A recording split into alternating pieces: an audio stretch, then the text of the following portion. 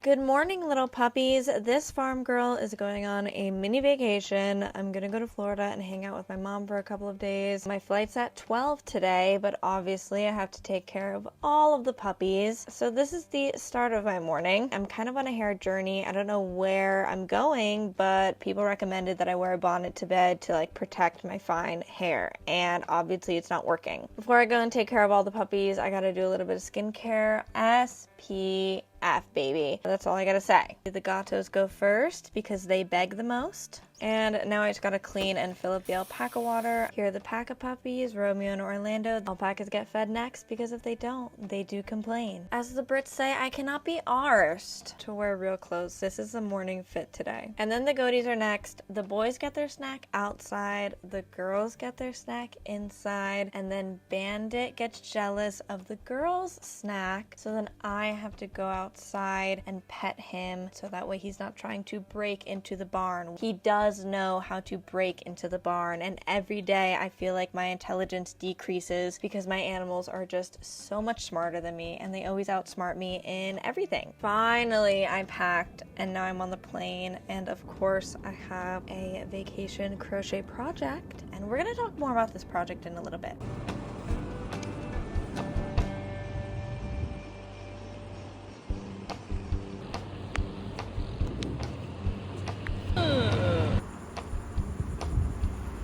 I am trying so hard to vlog, vacation vlog, but it's kind of hard. I do want to give you an update on my project. Luxury. This is luxury. I'm trying to have my best yarn girl summer. I started this project on the plane using a scrap yarn cake that I made.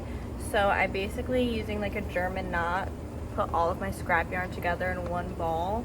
I wanted to make a cute little shirt. I just don't like it. It's not the vision. I just think it looks bad. So I think I'm gonna make a little tank top. My yarn's already wet. Oh my gosh, it works. Okay, I'm scared. Okay. I've just been chilling, walking on the beach, going to random shops, drinking margaritas, you know what I mean? Just really trying to live my best life. And every time I'm on vacation, I have to have a yarn project with me.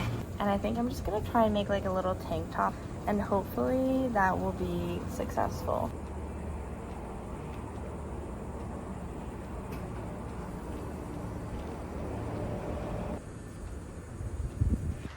I would just like to show the people my genius. I made this fruit picker. I made this fruit picker from scratch. That's where you hold the mangoes, and it's attached to this hollow piece of bamboo. So you find your mango and you put your fruit picker right under the mango and you twist it, and it twists the mango right off. And the bamboo is so long that I can get all these mangoes that are super far up in the tree. So I'm a genius. So this is my mom.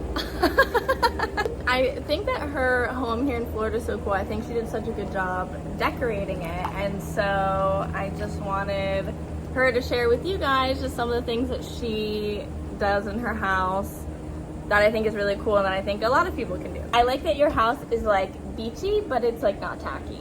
So that's what I really like about it. So when we first bought this house, there's a main house and then there's an apartment over the garage. And we were gonna rent out the main house. When I first got here, that was my focus. And the whole house had been freshly painted, same exact color. And I kind of thought, I don't know if that's exactly my style, but I've really come to love that. It's such a nice cohesiveness throughout the whole house. It's also very, very easy to just go through your house and touch things up. So maintenance-wise, right. That's awesome. And I just felt like whatever color that I wanted to bring into it, I would bring into it in fabric and art. You're a crafty woman. How'd you get into crafting?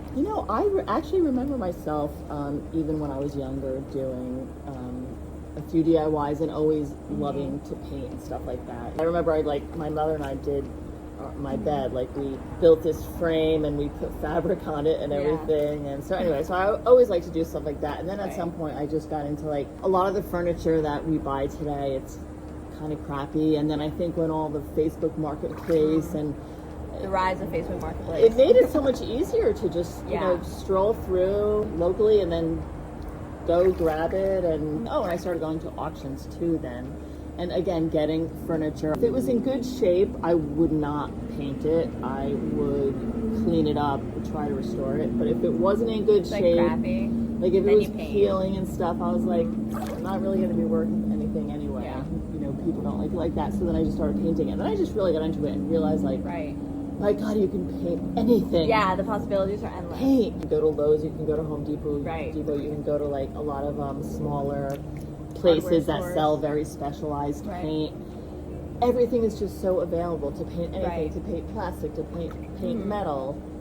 So that's kind of how I got into it, and then I just like didn't stop. I just would see anything, and I was like, even if I didn't like it, I bet I can paint it, and if I don't like it, I'll sell it, and that's what I did. I started selling it. Still do it, and I was just doing it today. Yeah, we were just painting stuff. And also down here, they left a lot of pictures on the wall with actually some really nice frames. But I think this is a good tip. Tell the people about your frame tip. They're really nice frames, but the pictures I didn't care for like at all. So again, you can paint them if you have any creativity, or even if you don't. Well, I gave you one and you painted it. A really big nice one, and it's huge. the picture beneath that was picture. Like a sailboat or something. And we even painted the frame too. It was like a black frame painted in white. Painted everything. And actually, I have a lot of art up that, like two are from the Crayola factory that they did when they were like 4 and 5. Yeah, and they're fishes. So true. Yeah, and so it works. So it works. And then Wyatt keep your children's art from 2nd grade. Right. Don't get rid of it. Like up in I call it the surf shack, the apartment.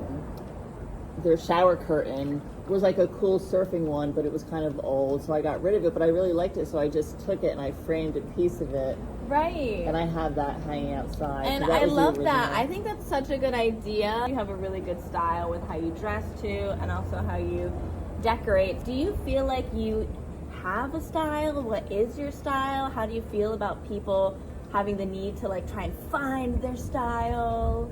How do you feel? I don't really have no idea like what my style is. I guess I do know what I like, but I took a test and on what is your style? Yeah. And it said that I was boho world centric. Oh. And I was like, okay, I'll take that. With all of the art, even though all of the shapes are different and where you got the art, it's all from different places, auctions, Facebook Marketplace, it still all looks like very cohesive. Yes, because of all the colors. So I didn't say, I'm going to pick out my color palette and stick with it. I started getting a few things, and it was like blues and greens. You know what? I'm just going to stick with all these colors, the colors I like, the beachy colors. For example, I bought Adirondack chairs, wood Adirondack chairs for like $10. I took all the paints that I've used throughout the house and I just put it all over these Adirondack chairs. And it's pretty cool looking. And they look totally cool really and like looking. eclectic and unique. I think that's a really good tip as well, to choose some sort of color palette that you love and kind of like stick within that color palette, because that's what's going to make everything look cohesive. That concludes Elisa's crafty advice for your home. Not just your beach home, you can take this advice for any home. My mom has been crafting for like a really long time. She's a crafting queen and she knows what she's talking about. Yeah, so get out there and paint just some go furniture. do it. And that basically concludes my Yarn Girl summer vlog. Something that I didn't record because I don't like recording people without their consent is we went to a dive bar auction and I got a whole bunch of vintage Playboy magazines, and I was in a bidding war between me and these like 2 other guys, and I won because you do not get in between me and my mom and an amazing vintage find, okay? That's the moral of the story. Thank you so much for watching. Please tell me about your summer projects and all the fun things that you're doing this summer. And now that my summer vacation has concluded, it's now fall, okay? I don't make up the rules. Make sure to like and subscribe and check out my description for more fun things. Bye.